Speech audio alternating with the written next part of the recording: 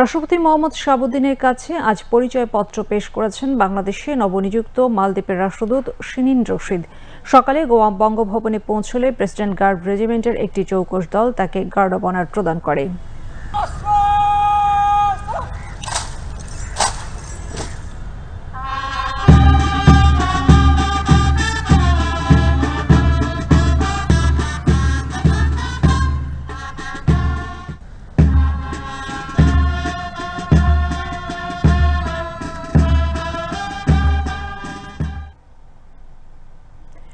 মালদ্বীপের নতুন রাষ্ট্রদূতকে স্বাগত জানিয়ে রাষ্ট্রপতি মোহাম্মদ শাহাবুদ্দিন বলেন, বন্ধু প্রতিম দেশ মালদ্বীপের সঙ্গে বাংলাদেশের দ্বিপাক্ষিক সম্পর্ক অত্যন্ত চমৎকার।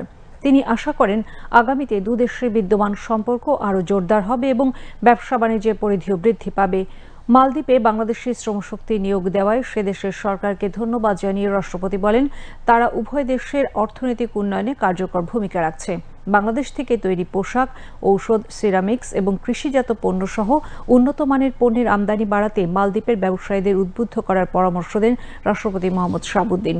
সার্ক এবং ওআইসি বিভিন্ন আঞ্চলিক ও আন্তর্জাতিক ফোরামে বাংলাদেশ এবং মালদ্বীপ একে অপরকে সমর্থন ও সহযোগিতা করে উল্লেখ করে রাষ্ট্রপতি আশা করেন আগামীতেও এ ধারা অব্যাহত থাকবে।